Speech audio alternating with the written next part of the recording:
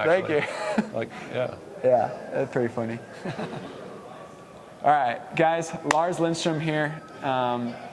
Since you joined since you became team manager for HRC Honda, how many championships have you won underneath your belt? That's a good question. Well, 5 this year. 8? 8? Sounds Maybe. about right. 2 with Jett, 3 with Jett before this season. Yeah. So yeah, well, I think it was 8. 8. Yeah. Pretty impressive. So, and give us a quick rundown. I know a little bit of your history, but your dad, did he work at Honda or was he somewhere else? No, my dad raced for Husqvarna. Okay. He came from Sweden to do that. Yep. Did some other things and then worked from Honda. He actually was the team manager in 1979 and 80. Yep. And then he went into the auto division and he worked he continued to work for Honda for another 30 years. Crazy. And so yeah, he was part of the Honda family for a long time. And you started at the very bottom as well, at Honda R&D, helping testing a little bit, right? Actually, in the race team. Oh, really? Yeah, okay. In the race team. I started as kind of a volunteer kind of deal when I was like 19. Nice. And mainly because I was riding and I wanted to ride a 250 two-stroke. Yeah. And I was riding 125s, and I was introduced to Ron Wood, who was the R&D or the test guy during the time. And he needed help, so I helped him do his tasks that he didn't have time for or needed help with, yeah. And which was cleaning stuff and yeah. Taking wheels off or whatever. Yeah. And in return, I was able to build a CR250 and ride that for a while. That's cool. So yeah, that's pretty cool. And then from there, what were the different roles you had at Honda? That started at the very bottom as a volunteer to where you are now. Yeah, I mean, when I started off, I was obviously just like a shop kid. Yeah. Then I kind of graduated to, I think I probably helped with the parts room for a little while. I think I did that first. And then after that, I became like the test mechanic, and I drove like the test truck and went to all the tests and, pulled suspension off and on and tested. Yeah. Learned a bunch, did that. And then Jeremy McGrath was testing with us, so he asked me to be his mechanic in his off-season races and also in the part-time stuff that he did in 2005, 4, 5, 6. So I did that, which was amazing. Yeah. And then I became Wyndham's mechanic in 07, and then he switched to Factory Connection, so then I went back. Yeah. Then I did, I was still test guy, and then I worked for, then I took a job with Chad Reed, and I worked for 5 years with 22 Motorsports as Chad's mechanic, and then Josh Grant's mechanic last year. Nice. Came back to Honda when that team folded, and did built engines for a year. Nice. Yep. So I was building engines in 16, 17. I was like a special projects kind of guy, and doing that kind of thing. And when Ken Roxon came and helped out with him quite a bit, and was like the extra guy at the races with Oscar Werdeman, and then 19, I became the crew chief. Mm-hmm. So I was crew chief for Kenny and for Cole Seeley. Yeah.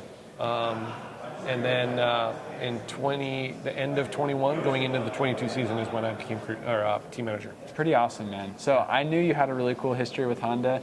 I knew you started bottom and ended up here as team manager. But thank you for laying that out for us. It's pretty cool. And your dad is from Sweden, but you were born here, right? Yeah, my mom and dad are both born in Sweden. Okay. Me and my sister were born here. My 2 brothers are older than me, were born in Sweden. Okay, cool. And so, we spent a lot of time in Sweden when I was a kid. Basically every summer, like 2.5 months, me and my sister would be with my mom there. And then we came back for school, and then that's kind of the cycle that we had when I was growing up. So. That's cool. So we got a Swedish connection for our viewers that don't know. I'm half Swedish. My mom is from there.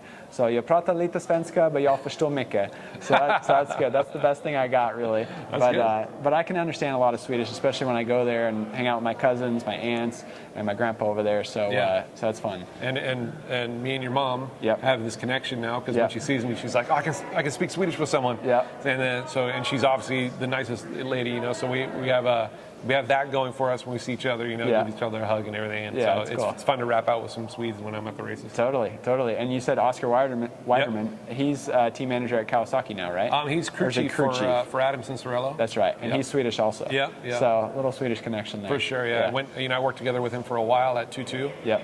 And I knew him from before, but then when we started working together, we got really close. Cool. And so And then, he ended up coming to Honda. Yeah. So then we got to work with each other again. So, yeah, me and him are not quite like brothers, but kind of. Yeah. No, I definitely understand. You're in the trenches doing very similar stuff. So that's cool. What about, I mean, the team and the program you have, it looks like you guys have a fun group of guys. Obviously, everybody can say that and see that from the outside looking in. But as an outsider, I see the fun that they're having and as a sign of confidence, as a sign of they're relaxed. And I think I know for myself as a racer, I do best when I'm relaxed. It seems like you guys have a program that's promoting that for them. Yeah, definitely. I think one thing that I kind of learned working with Chad, was that it was kind of like that work hard, play hard kind of mentality. There's a balance, obviously, just like anything in life, where you don't want to be too relaxed. You don't want to give anybody too much, leeway. But then at the same time, you don't want to restrict and you don't want to make things, not fun. Totally. And then, people have a stressful work environment or whatever. So I'm always trying to be on that line of too little or too much. Most would say I'm too little, but I feel like I have a good idea of when I need to try to, tighten things up. Totally. So far it's worked. I think that luckily I think I get along well with people. I'm able to maybe read people's personalities and be able to get along with them and maybe give that's them a what they Swedish need. thing too. Yeah, it's a neutral kind of Hey, thing. Swedes are very neutral. They're very easy to get along with. Yeah. Friends with everybody. As you know, my mom, got to know everybody in the industry before we were even on 85s. So she's very friendly and taught me how to talk to people. And so maybe, hey, I never thought about it. That might be your my niche. Yeah, I think that's true. I mean, they are a very friendly, culture people. Yeah, exactly. So yeah. So maybe that is something I bring. I don't know. That's cool. What about the experience of going to Japan for that? Was that your first time to Japan? Or? It was my second trip to Japan, but my first trip was only like 3 months ago. Oh, really? Okay, cool. Yeah. I've been wanting to go to Japan ever since I started at Honda, or maybe before, I guess. But I worked basically for Honda for like 23 years. Before I had a chance to go. Before it was always skeleton crew gets to go, and I was low man on the totem pole. I just didn't. There was no need for me to go. Totally. So I never got the opportunity. So finally to get to go there was super special. I, like you were talking about Swedish culture, I have like a really good connection with the Japanese people. Yeah. I love their whole outlook. I love their personalities, and they're so respectful. And that's cool.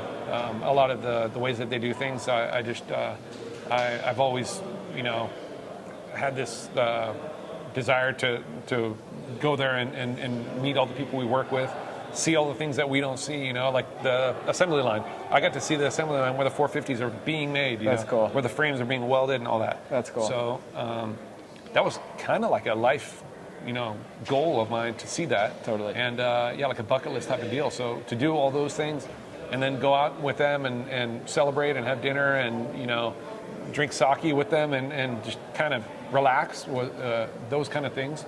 I think it's huge for our relationship with them. That's cool. And our relationship with Japan right now is like really amazing. I feel like because we talk a lot. We've had these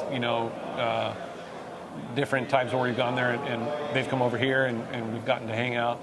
And so that part's really great. And then being at the HRC Thanks Day over this past weekend and seeing everything that Honda can do and does do, it just makes you realize what a awesome company it is. That's cool. And it just makes me that much more proud to be a part of it. That's cool. What was it like to be there 3 months ago for Trey Kennard riding that electric bike? I wasn't for the. Oh, really?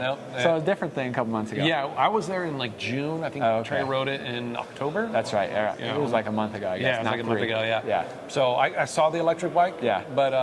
But I wasn't there for Trey to ride it, so that would have been cool to see. Yeah.